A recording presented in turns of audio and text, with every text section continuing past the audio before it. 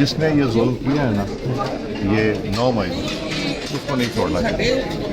اگر میں بھی ہوں نا تو مجھے بھی نہ چھوڑیں. ایک سیاسی جماعت کے اوپر پابندی لگے گی تو پھر میں سیاسی جماعت کی بات نہیں، میں انڈیویجولس کی بات کر رہا ہوں. عمران خان ایک سیاسی پارٹی کے سربراہ ہیں. بات سنیں، جب نواز شریف صاحب کو غلط ڈسکوالیفائی کیا گیا تھا تب بھی آپ نے یہ سوال کیا تھا نہیں کیا؟ اس وقت میں کیا گیا تھا. یہ کیا گیا تھا. جی سر. اب بھی کرنا چاہیے. وہ آواز اٹھائیں، غلط ہے. عمران نے غلط کیا، اس کو بھگتنا چاہیے. آئی ایم ایف کے ساتھ معاملات کیوں طے بن نہیں پا رہے کہ حکومت جو ہے ہر محاذ پہ ناکام ہی دکھائی دیتی ہے. تقریباً ساری کنڈیشنز میٹ کر لی ہیں. اب اٹس آئی ایم ایف جنہوں نے ڈیسائیڈ کرنا ہے.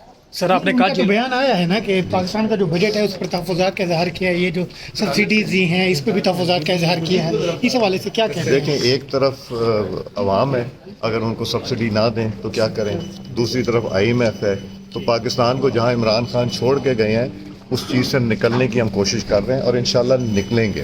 سر ہم نہیں سمجھتے ہمیں 90s کے ایرا سے نکلنا چاہیے. پابندیاں اور یہ دہشت گردی کے مقدمات سیاسی جماعتوں کے دہشت گرد ہوتی ہے. اب سیاسی ہم نے 4 سال کوشش کرتے ہیں. اب ہم دہشت گردوں کے ساتھ تو بیٹھنے سے رہ کے ان کے ساتھ مذاکرات. سر آپ نے کہا جیلوں میں لوگوں کو ڈالا گیا، افسران آپ کے پہ ایف آئی آر کٹ گئی، آج بھی تو لوگوں گھروں پہ چھاپے مارے جا رہے ہیں، جیلوں میں ڈالا گیا. علی محمد خان کو آپ نے کہا کہ وہ پارلیمنٹرین کے بیسٹ ہے، ان کے خلاف کیا ثبوت ہے؟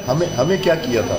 ہم نے کیا کیا تھا؟ سر علی ہم نے کوئی محمد آگ لگائی؟ سر ہم نے تو خدا نخواستہ پاکستان کا جھنڈا اتارا تھا. علی محمد خان صاحب، سر آپ سمجھتے ہیں وہ قصوروار ہیں؟ آپ تو ان کو پارلیمنٹرین کے بیسٹ قرار میں ان دیتے کو تھے. اچھا انسان سمجھتا ہوں علی محمد خان کو. اب یہ نہیں مجھے پتا کہ کیس ان کے اوپر کیا ہے.